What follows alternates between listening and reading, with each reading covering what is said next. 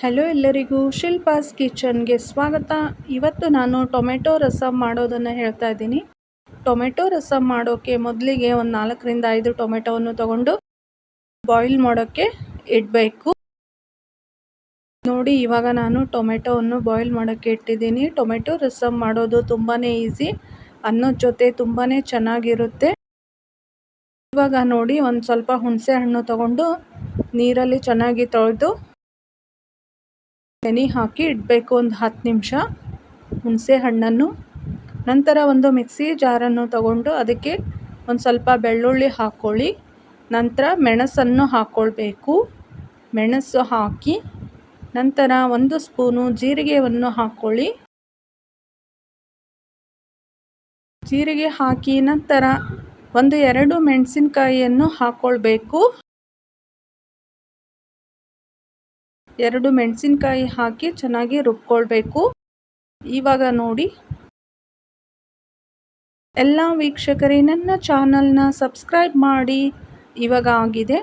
ನಂತರ ಹುಣಸೆ ಹಣ್ಣು ರಸವನ್ನು ಚೆನ್ನಾಗಿ ಸಪ್ರೇಟ್ ಮಾಡಿ ಇಟ್ಕೊಳ್ಬೇಕು. ಹುಣಸೆ ಹಣ್ಣಿನ ರಸವನ್ನು ತೆಗಿತಾ ಇದ್ದೀನಿ. ಇವಾಗ ನೋಡಿ, ಟೊಮೆಟೊ ಬಾಯ್ಲ್ ಆಗಿದೆ. ನೋಡಿ ಎಷ್ಟು ಚೆನ್ನಾಗಿ ಕುದ್ದಿದೆ ಟೊಮೆಟೊವನ್ನು. ಈಗ ಸಿಪ್ಪೆಯನ್ನು ತೆಗೆದುಕೊಳ್ಬೇಕು. ಟೊಮೆಟೊ ಸಿಪ್ಪೆಯನ್ನು ಚೆನ್ನಾಗಿ ತೆಗಿಬೇಕು. ನೋಡಿ, ಇವಾಗ ತೆಗಿತಾ ಇದ್ದೀನಿ ಟೊಮೆಟೊ ಸಿಪ್ಪೆಯನ್ನು.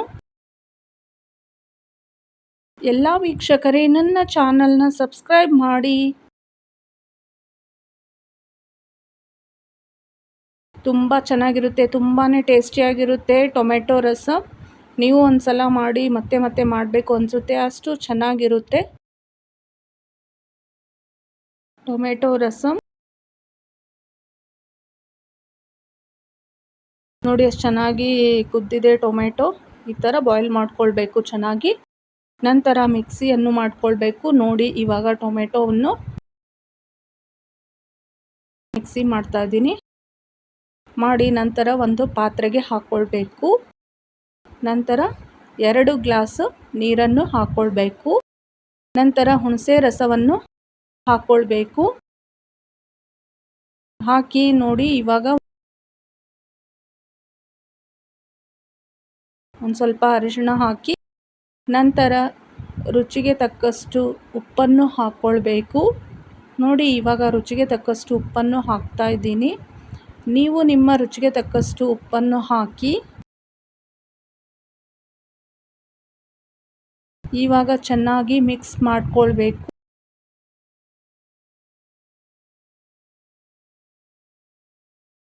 ಟೊಮೆಟೊ ರಸಂ ಇವಾಗ ಎಣ್ಣೆ ಕಾಯ್ದಿದೆ. ಎಣ್ಣೆಗೆ ಒಗ್ಗರಣೆ ಹಾಕೋಕ್ಕೆ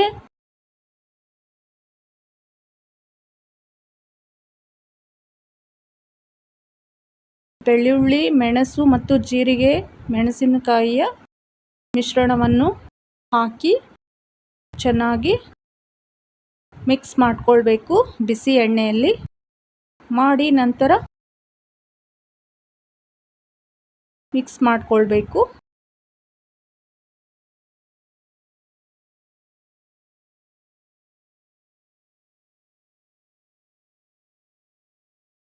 ನೋಡಿ, ಇವಾಗ ಚೆನ್ನಾಗಿ ಮಿಕ್ಸ್ ಮಾಡ್ಕೊಳ್ಳಿ.